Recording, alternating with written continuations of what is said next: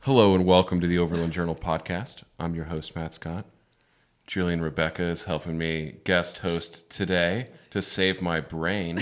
We're at the big thing. We're doing a big podcast push with all these wonderful people at the event, and we've got Micah here with us. We're so stoked to hear.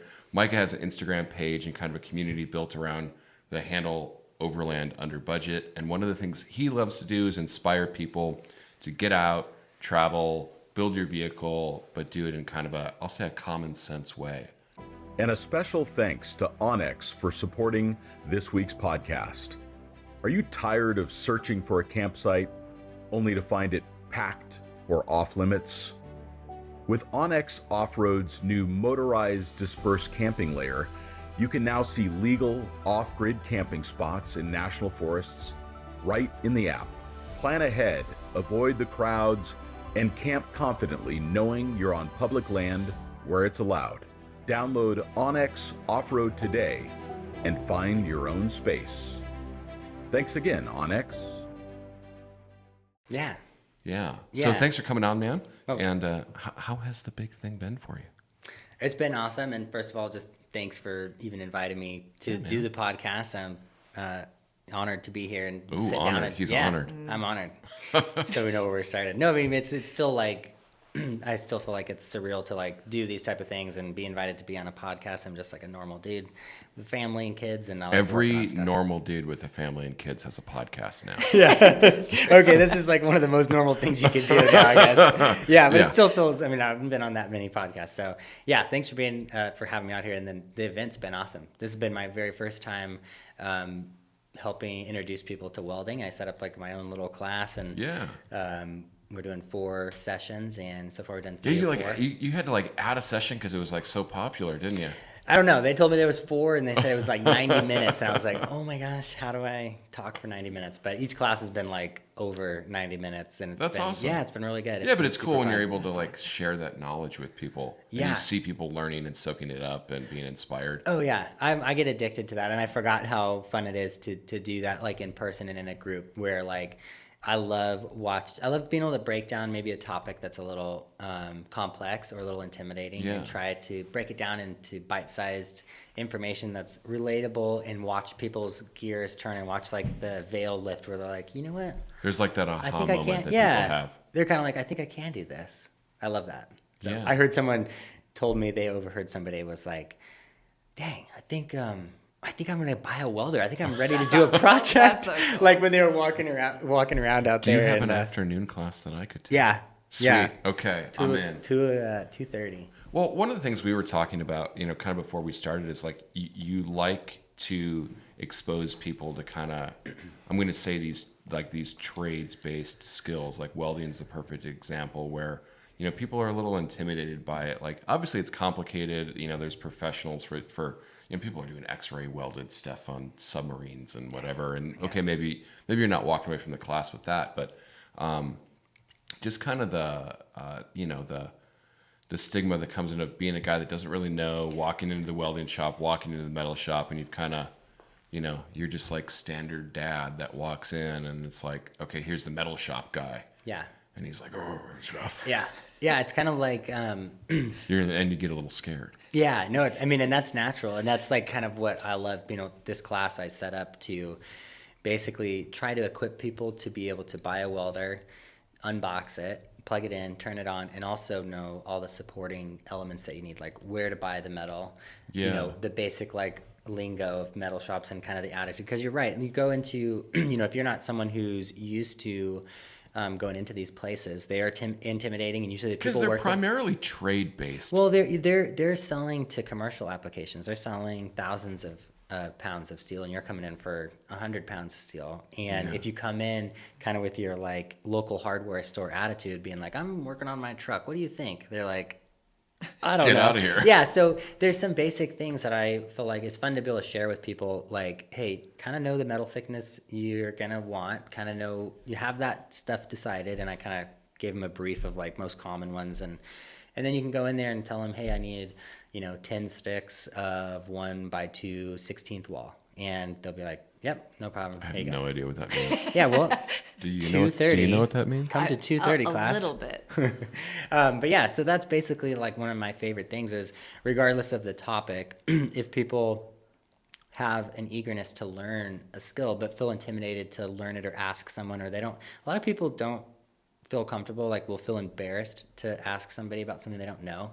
Yeah. That is, I've never really had that in my life. Like I for You better or dive for into worse. a lot of stuff, you know, I which do, is and cool. I appreciate that. I do, and I just haven't had that.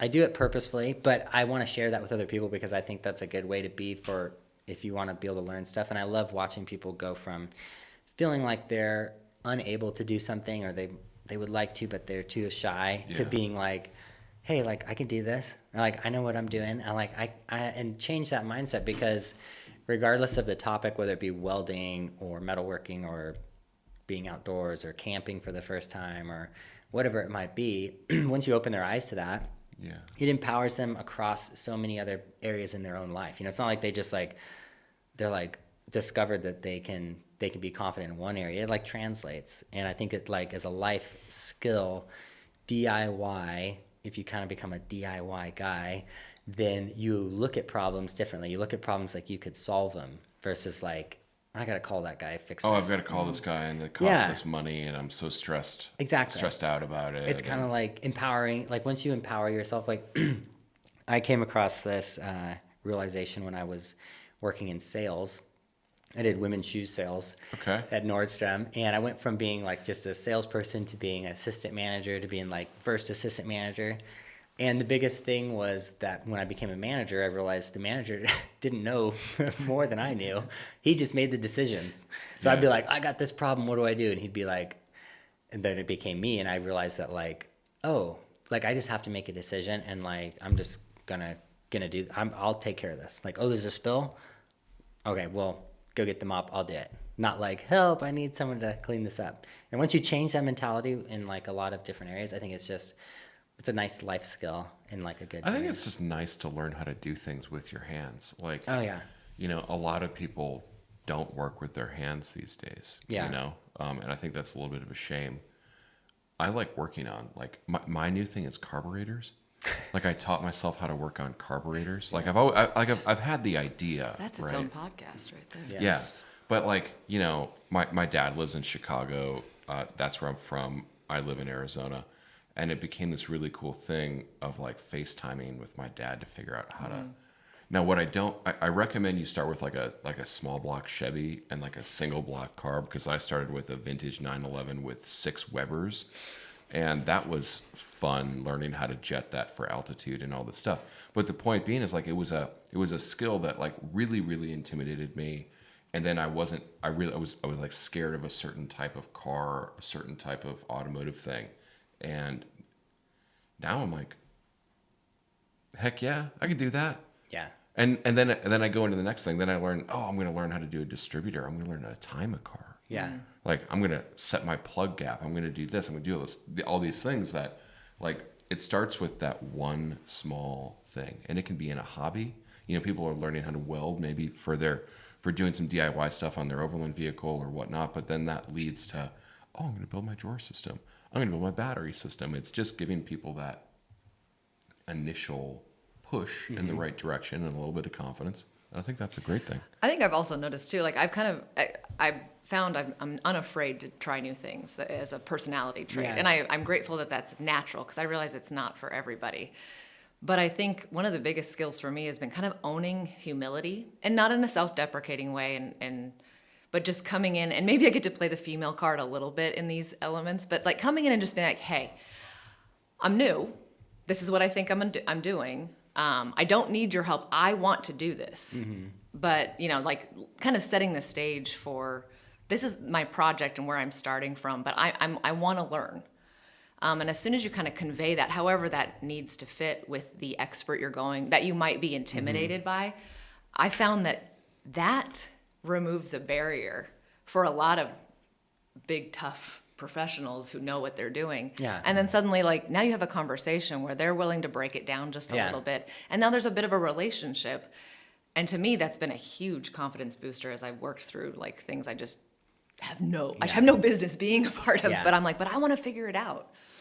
Yeah, absolutely. I think that's that's a good point. I think the way that you approach new things or way that you approach situations, if you can be quietly confident enough in yourself to be truly just humble, like, hey, like I was telling everyone at the beginning of class, like there might be someone in here who knows a lot more about welding than I do. That is totally fine. Like I don't need to be the expert. I'm where I'm at, and I'm here to like, asking for help is like giving somebody a gift. Like people, there's that level of like, I'm instantly coming to you and I'm like, hey, I respect you. Can you help me? Yeah. And like when you do that, that's going to take away. It's kind of like learning a couple key words in a language, just to make an effort to get yourself in the door. Yeah. You don't need to learn every word of Japanese. It's like a kind of like a gesture of like it's a humility. gesture. Like, hey, like I'm here. I made need an your help. effort. Yeah. I'm not just like walking into your metal supply store. Yeah. And being kind of a. Yeah. Well, it's respect, Yeah. right? Exactly. You're coming in and you're asking for information, however that looks, and so you're coming in just with a little nod of respect. Yeah, if you walk into a metal store, you're like, oh, can I have some of that flat stuff that's kind of hard? I think magnets stick to it. And you like pull up in a Prius, and the guy's going to look at you like, most of my customers drive 12-valve Cummins, and you kind of look like an idiot.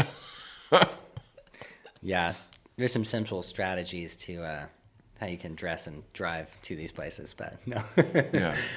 Yeah. But yeah, that's one of my things I think it's really important. I think it translates over a lot more than just doing anything overland related. Is there anybody from your class that like really stuck out that you kind of saw that transformation in? I've been polling everybody in the class if they've ever welded before, and I had about 3 ladies in my first class who never got to weld and got to like break that down for them and like let them try it for the very first time, and they were super. It was anybody who's never had any experience but has been eager. That's super fun. I think the ones that stand out the most are the really young kids. Yeah. I have kids myself. I love working with kids, and because I think when you're a kid, it's that same going to an intimidating atmosphere for an adult. Like it might be the gym, it might be the metal supply store, it might be the auto shop. Out of your element. Yeah, when you're a kid, every room you enter into is full of people who are like, you're literally the child entering the room. Right. So I love to try and instill confidence. I love to just like get on their level and have that up, because I don't think a lot of people take advantage of how special and how rewarding that is to like work with someone who truly wants to learn and doesn't feel intimidated, but is learning something like actually kind of complex or like a high level skill. And so that's for me, that's like I love that. So yeah, I had a couple kids this morning. One was 11. I think the other one was like 9. They're like in the welding jacket, and it's like the giant gloves and the mask and stuff. And they did some amazing, like really good welds. So yeah, but that's awesome. I mean that might totally change those people's lives, right? Totally. Whether it's like maybe I'm going to become a welder.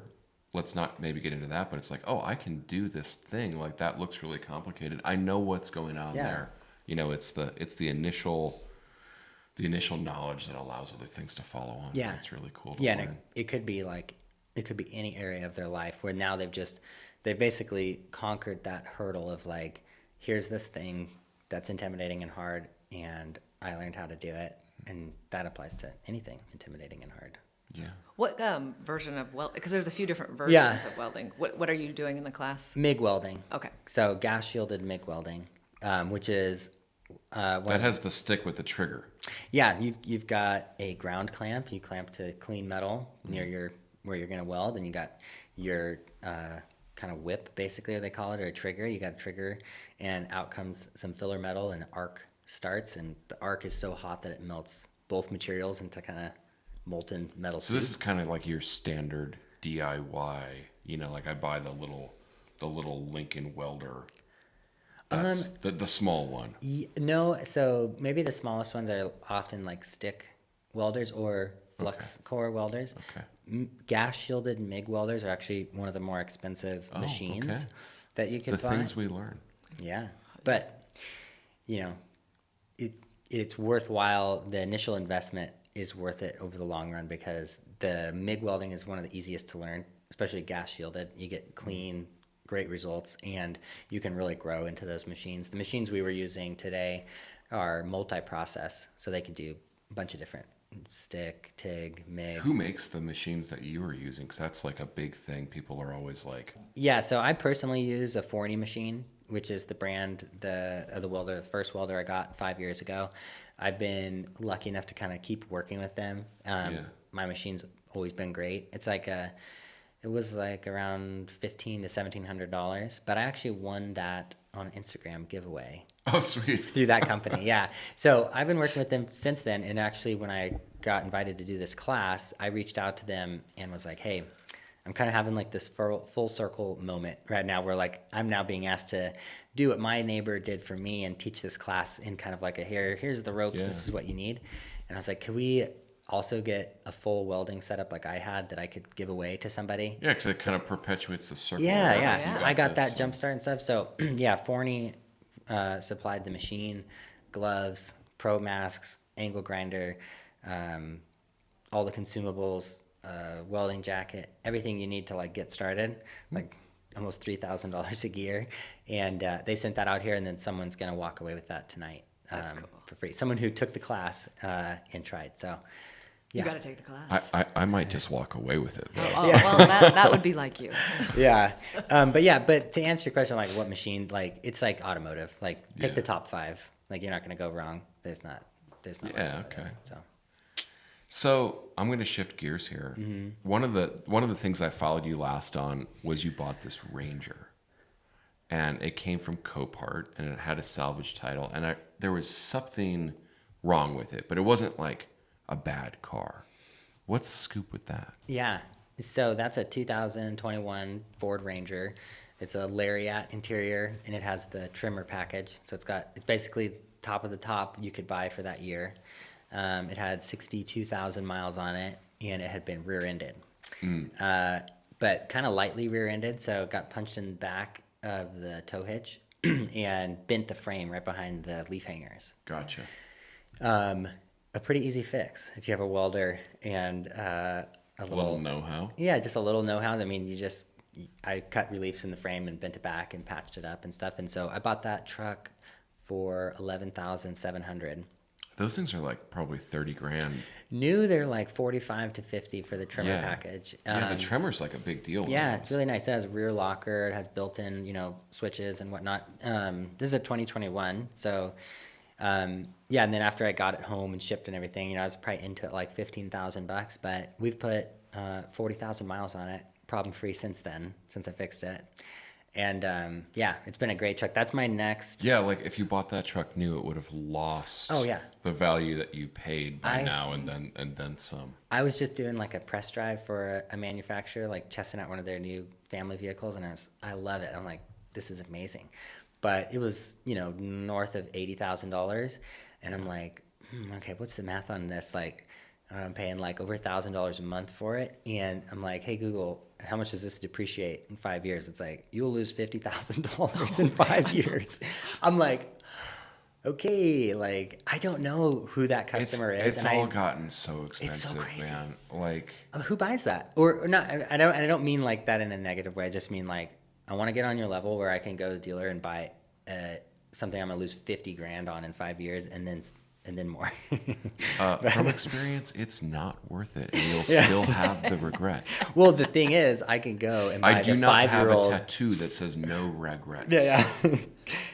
Well, yeah, and so that's like kind of to make the point with the Ranger. There's some really, if you learn some of these skills that are intimidating, but turn out to be rather easy to pick up, and you practice to where you're safe with them, you can pick up a vehicle at 10% of the price and have 100% of the same enjoyment that someone else had who bought, who drove their Ranger to 60,000 miles, and now you're sitting at the stoplight. You paid 11,000, he paid 40,000, and your driving experience is exactly the same. Like you are both experiencing the road the same way. One of you might have a Rolex on. But it might be the guy who saved all the money on the truck and actually had money to buy a Rolex. There you go. As he pulls back. Is not. I'm gonna call it a Daytona because it looks like a Daytona. It's modeled after Daytona. It's the sensible man's Daytona. It's a way better use of money. Spend the money on travel. Eschew the watches. I actually want to say that I love expensive watches, so I don't think there's anything wrong with that. It's like it makes me like an inch taller or something. Totally it's like does. you're rocking a fancy watch, but I'll go try that. it doesn't really matter.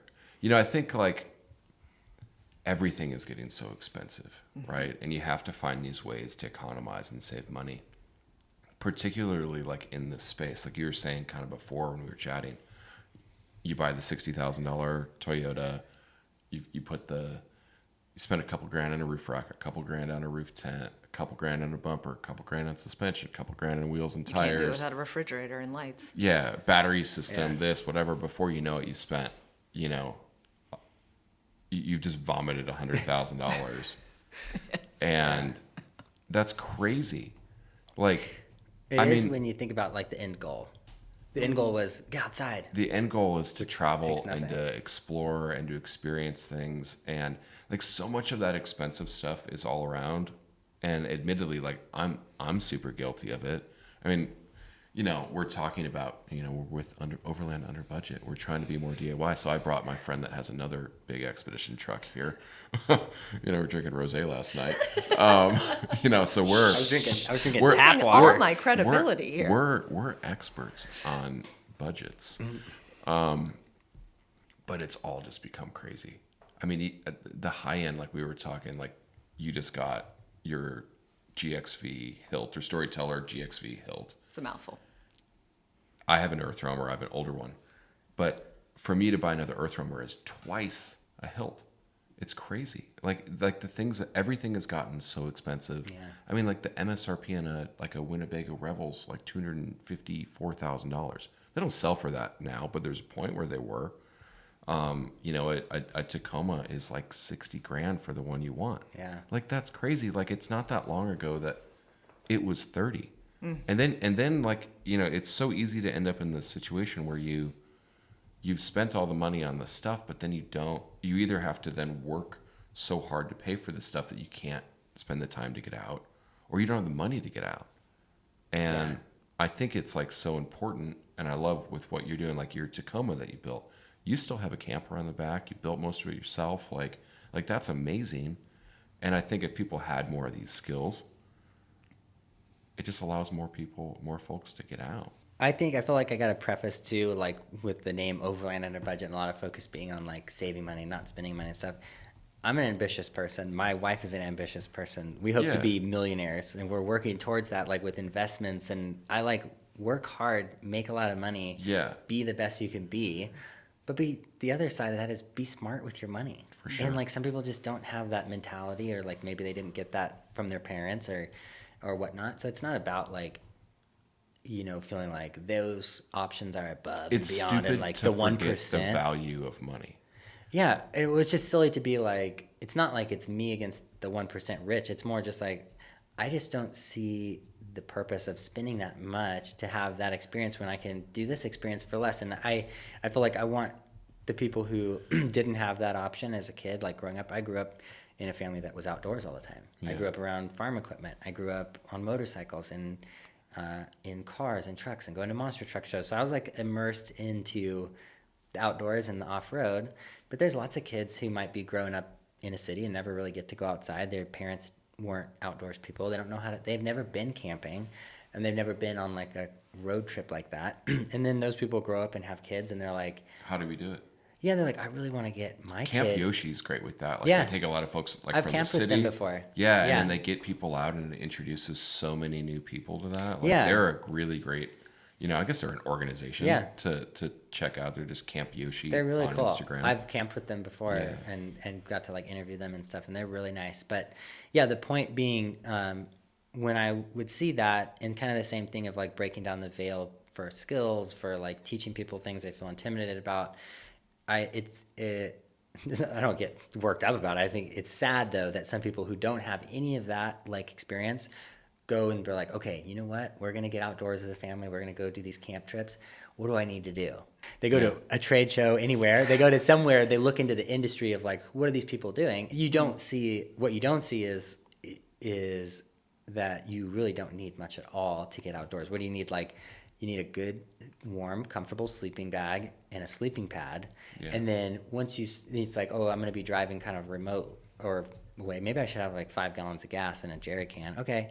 Maybe I just need a gallon of water in case it's like, basic stuff, right? Basic stuff. Yeah, the very basic stuff. And then it's like everything beyond that can evolve with one convenience you don't even need a or car necessity. to get into this stuff. Genuinely, Shoes. Like when I was really young, Good pair of shoes, baby. And I was working for Overland Journal, I had a Pelican case. Like I wasn't making much money. Like writers don't make that much money. I had a Pelican case. I had like a jet boil. I had a sleeping pad. I had a used tent. I got everybody's hand-me-down gear, right? But I had like this, the larger Pelican case, like 3 feet by 2 feet. And I would just, hey, can I come with? And I'd throw it in the back of somebody's truck, and I was self-sufficient. Would I bum some beers? Yeah.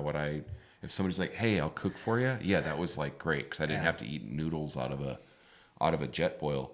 But it allowed me to get out. And I saw so much of the world with that mentality. And frankly, like you could put together that kit for a couple $100 if you were smart with it. But that's not glamorous on social media. And I think we're also the generation that is really, really exposed to images and maybe not a lot of backstory. We're just trying to capture everything in a shot because we have your attention for 2 seconds. And I think we have to admit that the pretty aesthetics are what sells most of the time. And I think what's so fun about you is, one, you've been doing this for a long time, so this isn't a gimmick for social media for you to get clicks and likes and whatever. Like, you've been around long enough with a consistent message that, like, this is authentically you. So now I think, like, even that builds credibility, and you're just illuminating a different way of doing it that doesn't always get highlighted because the pretty new shiny stuff is what sells. I think you have to stay true to yourself. And I started in the beginning. I still am just sharing something I'm passionate about. And the main thing I'm passionate about is the outdoors. Mm-hmm. It's not necessarily like, I only want to experience it through a car. Like the car is the vehicle to get me somewhere new and to go away from the car. And so, that stayed consistent because that's just part of who I am. The outdoors are so important to me. I love being outside. I love seeing new places. I love automotive stuff since I was a kid. I grew up around it, and I think it's important. I think it's important to to be able to, for that same reason, to be able to help empower people to feel like they can go outdoors and they don't need to make this giant investment. We, as a community, we all need to do like way better too with this, because I've certainly been there. I'll call myself out on it. You're camping somewhere and you see like the Cruise America RV roll up down the Forest Service road. I literally want to try a road trip. Right. Or you see like the rental van with the decals on it or whatever, and you're immediately like, these people don't know what they're doing. Get away from me, right? Where what we really need to be doing is like, we'll use that as the example, right? Is you need to go introduce yourself, help, be there. Just like if you need anything, let me know. Maybe they're somebody super experienced and they just like wanted to try this. Maybe you're gonna learn something. But just being as a community, being a little bit more open, like particular at these events, like there's a lot of people that are at the big thing that come to events like Overland Expo or whatever. This is their first trip. This is where they're getting inspired. This is where they're like, that's the thing is, what's your big thing that you're doing after this, right? Like, get inspired. But as a community, learning that we need to be a little more open, a little more, I'm not even going to say inclusive, just like, dropping the ego is only a benefit for any situation in life. There's never a situation where being the tough guy is going to actually move you forward. Yeah. And that applies to everything. So. Yeah, we all need to do better on that one. The real reason is we should be better people in general. That's true. You especially. Yeah, I could you work on that? I'll work on that one. Okay. So, the other truck that you have, is your Tacoma. You still have that? Yeah. And a special thanks to Warner, home of the Ineos Grenadier and the Mercedes-Benz Van Center, Warner. Whether you're traveling through canyon country in your Sprinter or across continents in your Grenadier, Warner has become a trusted stop for serious overlanders. I have personally serviced my quartermaster at Warner and have seen the work they do to their successful Rebel Rally competition Grenadiers. Matt Scott has experienced Warner too, helping his father-in-law buy a Grenadier from the dealership a few months ago. Warner has become known for supporting travelers in both Grenadiers and Sprinters, whether it's outfitting, maintenance, or helping with complex expedition builds. I have seen their team contribute to the community through sponsoring events, Rebel Rally teams, vehicle training, and remote technical support. It also helps that Tony Warner is an Overlander himself, so he is committed to fitting high-quality components and helping fellow travelers. As a thank you for the podcast listeners, they are offering $500 off a new or used Ineos or Sprinter, or 10% off parts and service up to $500. Just tell them you heard about it on the Overland Journal podcast. Thanks again, Tony, and the Warner team for your support of this week's podcast. So currently it has 307,000 miles on it. There's nothing cooler than a Tacoma with a heckload of miles. Except I need to replace the engine. The Tacoma is good. It's awesome. Hypocrisy here. It has a small crack above one of the valves, which is a common issue head. when the 5VZ FE gets to around like 200,000. Is it on the head or is it on the block? It's on the head. Yeah, so you could just replace the head.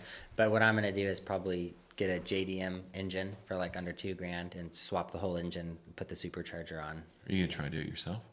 Yeah. Well, because like mechanic labor is so heckin' expensive. Heckin', yeah. Heckin'.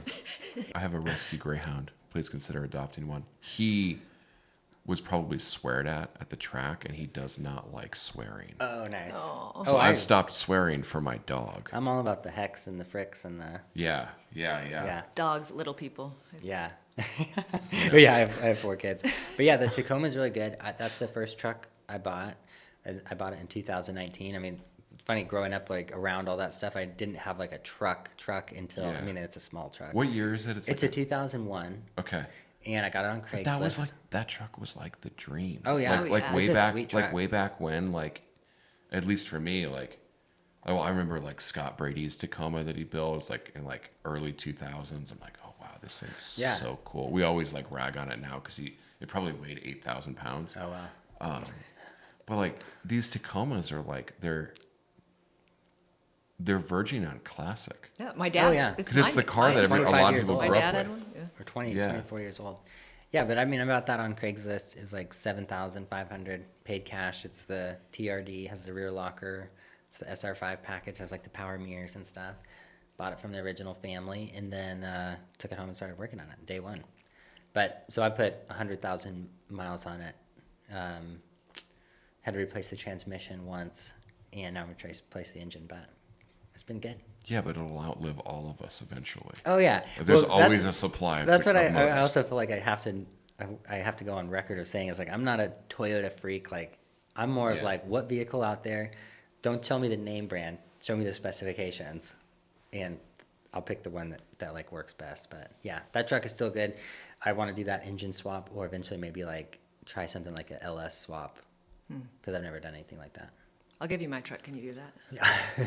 You're gonna LS swap your Taco, Why not? It'd be so cool. small block Taco. Why not? All right. You have to upgrade everything downstream of it, but I know. That's it. Yeah. I started doing the math on that, and I went, just buy a first gen Tacoma or first gen Tundra.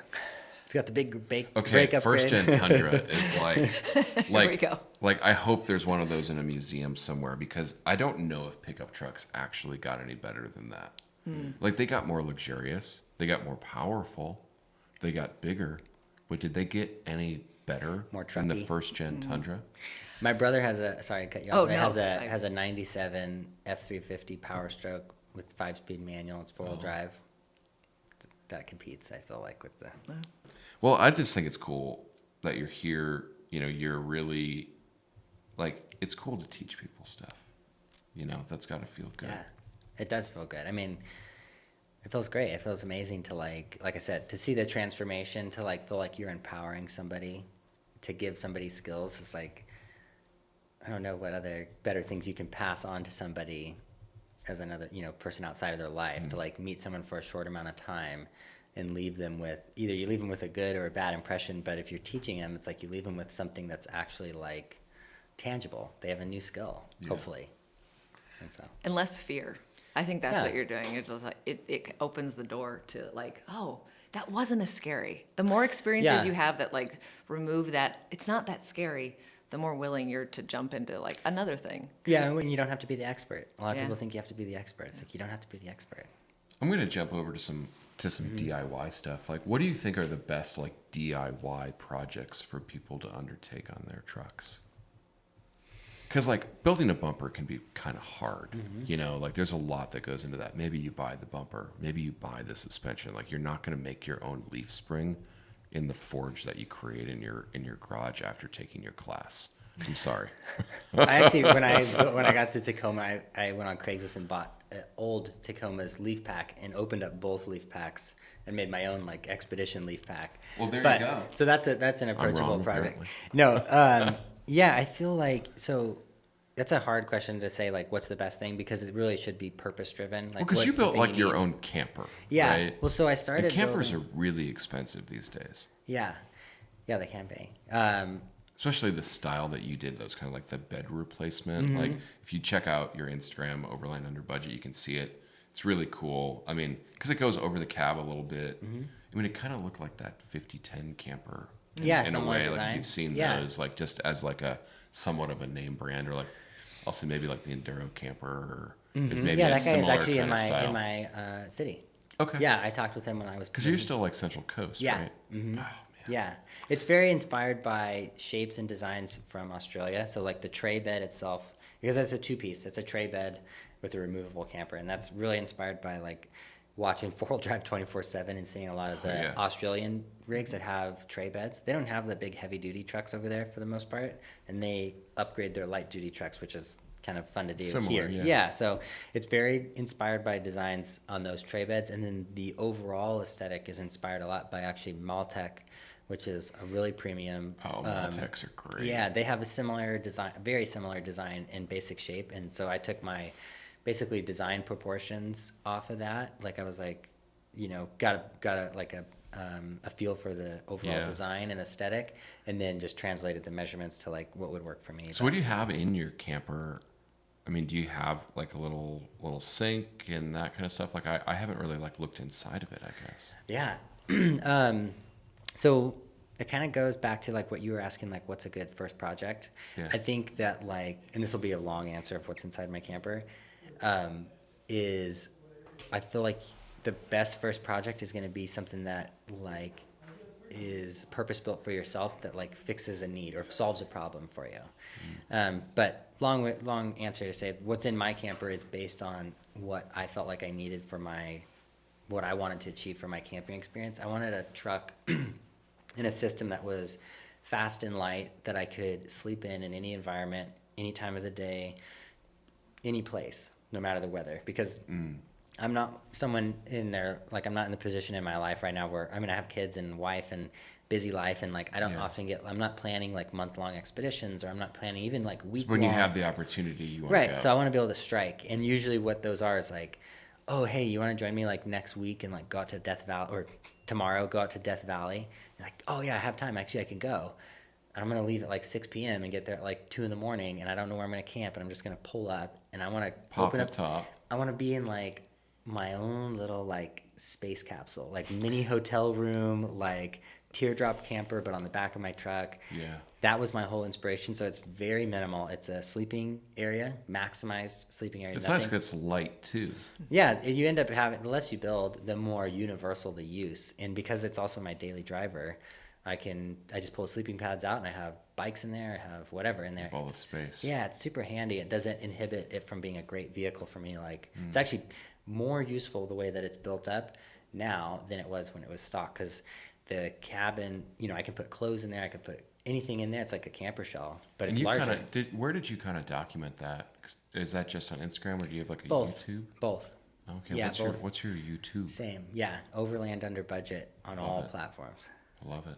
Because you also like compartmentalized everything. Like if you had an idea for space for wanting to store Yeah. something, like he's got all the like go gadget pop out Yeah, stuff. I mean, I love that aspect. Like beyond the like basic like build what works for you and like you know, try and solve your problems. I love like getting deeper into design. I love design and aesthetics, like industrial design, like furniture, chairs, that kind of, all that kind of stuff like inspires me. And so I love to try and, when I'm thinking of like how to solve my problem, how can I simplify it the most? How can I make it the most elegant and like match my aesthetics? So that just gets me excited. I like working on stuff like that. So yeah, it's basically a big sleeping area. It's got a diesel heater. It's got The diesel dimmable heaters are lighting. so nice. Yeah, it's got windows. It's got fan. Did you do the Chinese diesel heater? Yeah, They're actually like pretty good. yeah. Yeah, they work. Well, the cool thing is what the I won't name the name brands, but the ones who I think who did a lot of the design, the R&D on them is a German brand, super high quality, German or English, and they could be like close to $2,000. The Chinese rip-offs, unfortunately, is a thing, and they're $100 to $150. So My very expensive German one has 2 settings off and 8,000 degrees. yeah, So, yeah, you know, yeah. pick and choose your They battles. work really on that well. one. But yeah, it's got lighting and everything. It's basically, like I said, show up in any environment and you're comfortable. That was like my goal because that's what I knew like I was going to be doing. Well, it enables you to do what you want to do. Yeah. You know, like we all have these realities, you know, like you have a family and that's like super important.